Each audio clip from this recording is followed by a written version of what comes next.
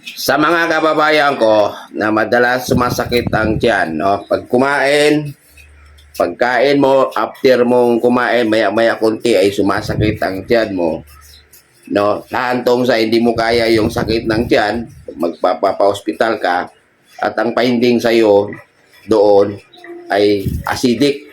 Yun ang kadalasan na nangyayari kasi na-experience ko yan. No? Yung linggo-linggo na lang sumasakit ang tiyan ko. At pag hindi ko na kinakaya, talagang pumupunta ako sa ospital at nagpapa-hospital ako. Nandiyon na yung magpa-laboratory ka ng yung dugo, no? Pati yung ihi mo, ini-examine lahat. Tapos, ang cost nun, mahal. Malaki ang babayaran mo. Ito lang to sa mga taong sumasakit ang tiyan. So, nung mga panahon na yon, nung na-experience ko yon, no? Yun nga, nagbayad ako sa nagbayad ako sa hospital at ang finding sa akin, acidic. Kada balik ko doon, acidic lang talaga ang finding ng hospital. No? Pero yung may tinawagan ako, nagsumbong ako sa kanya na sumasakit ang tiyan ko, sinabihan ako na hangin. Hangin lang daw yun. So, pinayuhan ako guys, no, kung ikaw isa ka sa mga madalas na sumasakit ang tiyan. So, pagdating ko, galing ako sa hospital, nakalabas ako kasi pinainom ako ng gamot nawala yung sakit. Pag-uwi ko sa bahay, sinusunod ko yung utos sinabi niya sa akin. Hangin lang daw yun. Yun ang findings nung tinawagan ko. So, ang ginawa ko, tinanong niya ako kung mapupunta daw ako sa mga manghihilot. Dahil wala man akong kakilala manghihilot dito, sino yung kasama ko sa bahay, siya na lang yung pinapagawa ko. Hindi man yun manghihilot. So, ang gagawin pala guys, no, ang ginawa sa akin, para lumabas yung hangin. Ito, para lumabas ang hangin. Yung paa ko, yung sa kining bagtak ka sa Tagalog lang. Yung binti ko sa likuran at saka yung hita ko dito sa likuran ay pinasalat-salat ko lang. Tapos, pinaapak-apagan ko. Dahil hindi nga marunong manghilot, yun, pinasalat-salat. Parang minamassage. Pati yung hita ko sa likuran, minamassage, no? At kaya daw doon dito na parte ang kailangan i-massage. Kasi ang purpose pala nun, mga kababayan ko, ay para lumabas yung hangin na sa ating tiyan. So, yung sinabi niya sa akin, naalala ko talaga na hindi ako nautot. Nautot ako pero kunting-kunti lang at saka bihira. So yun, ginawa ko yun guys, no? Binagawa ko siya, pinahilot ko yung binti ko, pati yung hita ko sa likuran. Yun, yung hita ko sa aking likuran, pinaapak-apakan ko lang. Yun, na after nun guys, no? After nung ginawa yun sa akin, in-apply yun sa akin. Ano siya? Siguro after mga isang araw, nagka-utot-utot ako. Lakas ng utot ko guys. Lumabas talaga yung hangin. Nangyari yon since 2023. 2023 yun nangyari. No? Yun, hinihimas lang yon, tapos lumabas. Yun, hindi na sumakit yung ko. Hindi na talaga sumakit ang tiyan ko. Pagkakain ko, hindi na siya sumasakit. So, i-try nyo guys. Kaya ko to sinasabi sa inyo. Isubukan nyo. Yung mga kababayan natin yan, dyan na madalas sumasakit ang inyong tiyan at pag pumunta kayo sa hospital, ang finding sa inyo ay acidic. So, nandyan na yung humantong na pinagbabawalan kang magkape kasi mahilig ako sa kape.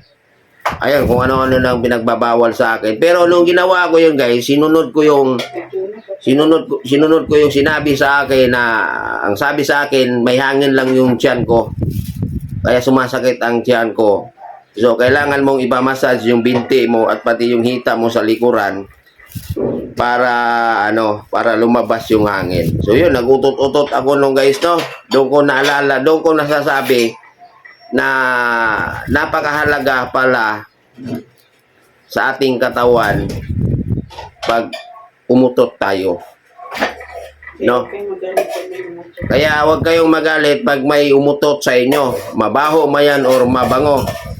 Huwag kayong magagalit kasi kahit mabaho ang kanyang utot, nakabinipits dyan yung kanyang katawan.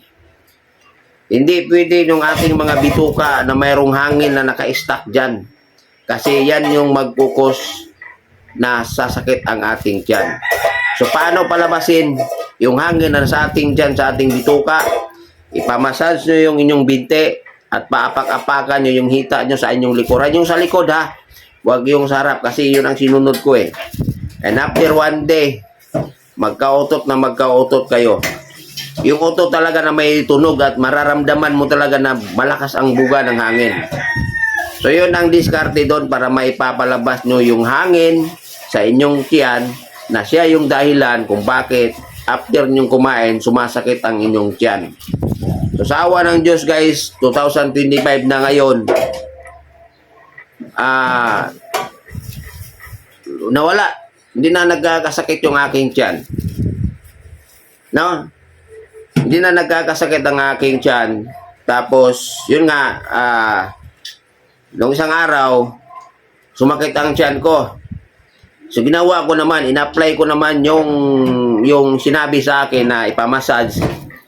And after pagdating ko sa trabaho, pag uwi ko, pinamassage ko no, pinaapak-apakan ko lang kasi wala mo tayong kilalang manghihilot.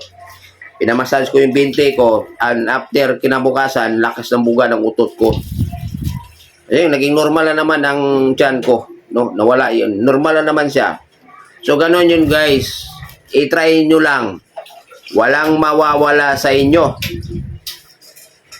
Ang mawawala lang sa inyo, pag ito i-try nyo, i-apply nyo sa inyong sarili, ang mawawala lang sa inyo, yung hangin na nasa inyong tiyan. Yun ang mawawala sa inyo. Hindi mo na kailangang gumastos. Kasi baka, kaya sumasakit ang tiyan mo dahil may hangin ang mga bituka mo. So, paano palabasin? I-massage ang binte, apakan yung hita para lumabas yung hangin. Pag lumabas yung hangin, pag umutot ka ng umutot, ibig sabihin, nilalabas niya yung hangin na nasa tiyan mo. O, palabasin nyo. Yun lang pala guys. Kung saang parte ng iyong katawan na gagalawin para lumabas yung hangin sa iyong tiyan na nagkukos ng pagsasakit ng iyong tiyan. Last na lang yan. Try nyo lang guys. Kasi ako nung 2023, wala. Pag kumakain ako, masakit ang tiyan ko. Linggo-linggo ako, mga 4 na beses akong bumalik sa ospital. Nagpa-admit ako. Kasi hindi kaya eh. Tapos pinapainom ako doon ng gamot na mawawala din naman. Ilang oras mawawala. Pero pag kumain ka naman ulit, babalik na naman. No. Kasi pag pumunta ka doon, alam mo na. Oh. Ito yung mawawala sa'yo. Pero yung nga, nagsumbong ako, sumakit ang tiyan ko, yun lang sinabi sa ako. I-massage ko lang yung binti ko, apakan ko lang yung hita ko. And after that, kinabukasan, umutot ako ng umutot. Kaya, mga kababayan, kung umutot man yan ng malakas ang katabi nyo, kahit sobrang baho pa yan, huwag kayong magalit. Huwag kayong magalit. Bakit? Kasi yung kanyang pag-uutot na mabaho, nakabenefits yung kanyang kalusugan. Kalusugan niya doon ang nakikinabang. Pag may umutot sa'yo na malakas na mabaho, pagpasensyahan nyo na.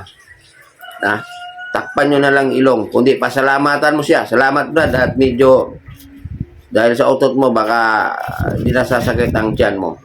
Ayun lang guys ha. Pag umutot yung katabi ng mabaho, magpasalamat kayo at nakautot siya ng malakas na mabaho.